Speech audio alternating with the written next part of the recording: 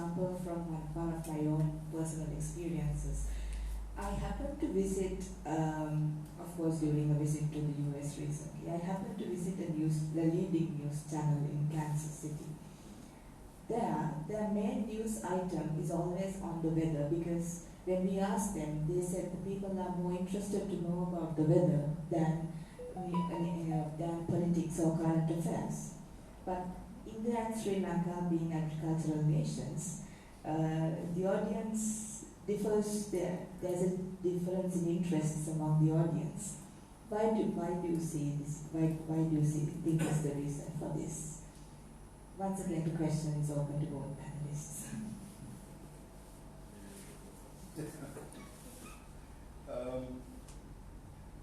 Like I said, I think there is also this idea that in Sri Lanka, especially, that the department is not putting out the right information, and they have lost faith, actually, I think. So it's how we can gain that trust back. I think it will come to a certain number of time when people will depend on the weather forecast. Because, as I said, it's still, weather patterns are very unpredictable, but at least now, with the right amount of technology that is coming in, thanks to the World Bank, and obviously there's capacity building and everything, so I think that we will be able to slowly start earning the trust of the people when it comes to the weather, because it's definitely it plays a very important role in all our lives. And as I said, it will impact our economy as well. So I think with the right amount of investments coming into the department, I think they'll be more credible in the future, I believe. Thank you, Mr. Vijayanath. Dr. Ghosh, in the Nordic countries, there's a saying, there is no such thing as bad weather, only bad clothing. So I'm using this partly in jest, but partly seriously, the example you've given from Kansas City. The interest in day-to-day weather is, okay, I'm going to step out, should I take a heavy coat outside, or a lighter coat, or is it going to rain, should I take my hat along, etc. But I think the point is not about whether I'm able to predict the rain tomorrow. It goes back to, at the beginning of the cropping cycle, am I able to tell the farmer in a particular part of the country that, look, this year it's going to be challenging. You might get some occasional rain here and then, but you're probably not going to get it at the right time. Therefore, think again about the type of seeds you're going to plant. Right? Do you want the more water-dependent seeds, or do you want to sow millets, for instance, which are more water resilient?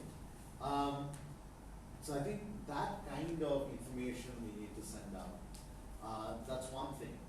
And the other is, again, from the point of view of how we internalize economic losses. If we only depend on government to bail us out, then we will not, it's like sorry, did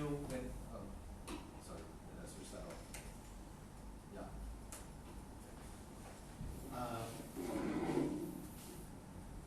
It's like when you buy an insurance product, right? There is always something called co-financing. You have to pay a little bit from even when there is a damage, so your house gets burgled, you don't get 100% of money back. Because the idea is you have to invest in your own security as well. So you could have put a better lock on your door, not just expect the insurance company to write your check. Extending that logic, when we say that once in a while a bad event, a natural disaster, either government or donors will come and help us.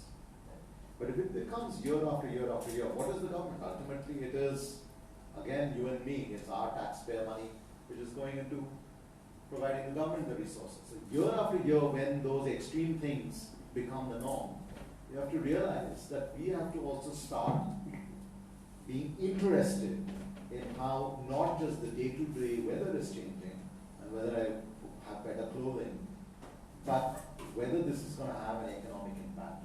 And I think that internalization is going to happen if you take agriculture, if you take tourism, if you take small industries, but small industries that are more export oriented, so you have a major cyclonic event that affects port infrastructure.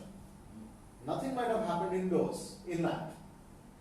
You have all the products ready for export, but the port infrastructure gets damaged and your exports can't. So if you've stitched garments for the spring season, right, and your port infrastructure is not ready or gets damaged, there's no point exporting the same garments for the fall season in a US market. Right?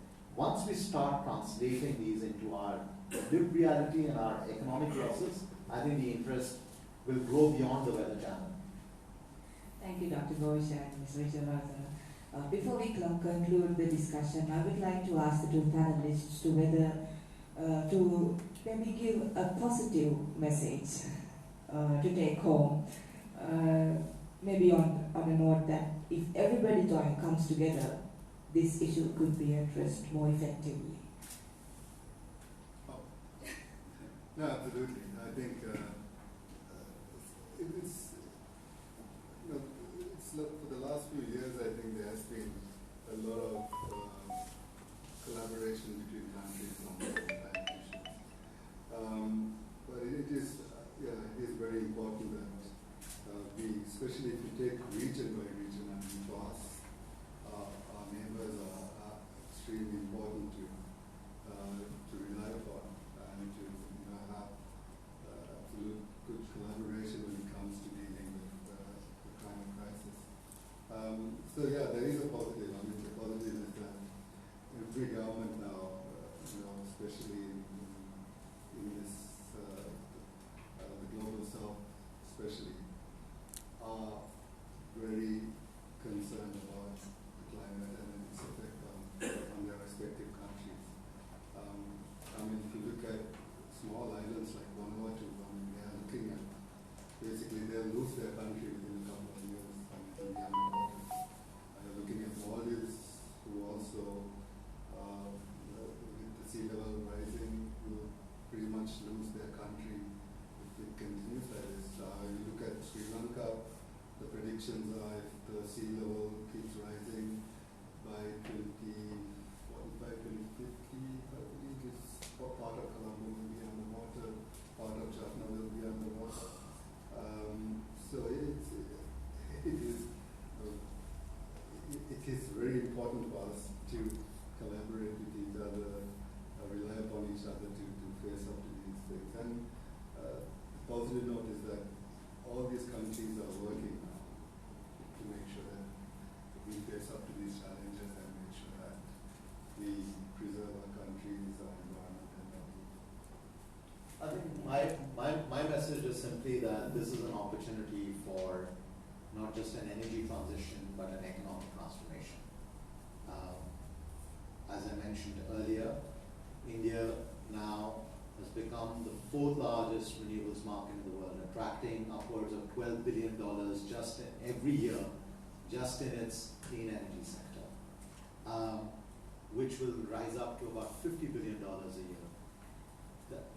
Over this decade alone, our green hydrogen mission, our renewables targets, and our electric mobility targets offers an investment opportunity of over $500 billion. Nobody can ignore that kind of an opportunity for economic transformation. And as the paper I've circulated shows that before we made our net zero announcement, the world was on track for well over 2 degrees of warming. And if all countries met their targets, including their 2030 targets, but in combination with what India promised, we managed to at least offer the possibility that we can bring the needle back to under 2 degrees. This is what the Global South offers. An opportunity for investment, an opportunity to move the needle, which, going back to the President's point about climate justice, shows that while we are waiting for others to dispense that justice, for the damages we are facing, we also have the agency to demonstrate that a different pathway is possible. We don't have to follow anyone's lead because those who polluted the planet have not demonstrated that different pathway. So it is we who are going to be the pioneers for a different way of development. And that's not just rhetoric, it's happening in reality. Thank you. Just jump on that. It is absolutely, I agree with what Dr. Yu says. I mean, positive side is like countries like us, like Sri Lanka, the potential for investments on green energy to other green projects is huge. If you remember 2 years ago, we put out the Climate Prosperity Plan. That was to bring in investments, foreign and local investments, to put more into the renewable energy sector, to the agriculture sector, irrigation sector. And it's just about today hoping to sign a MOU with a Portuguese company that is coming in to invest on 15,000 farming families in Andaman. So they will put in money to give solar pumps for irrigation, give them the seeds and everything, and in return they will take the produce and they will export the produce. So the benefit to the farming community is vast. And of course then with solar pumps and all that and new technology in the world, then from there then we start looking at more climate resilient. That discussion is already now on the table. We are actually discussing with even the Gates Foundation about climate resilient produce crops. So there are a lot of positives on this. There's absolutely a lot of positives. While we face up to these risks, I think potential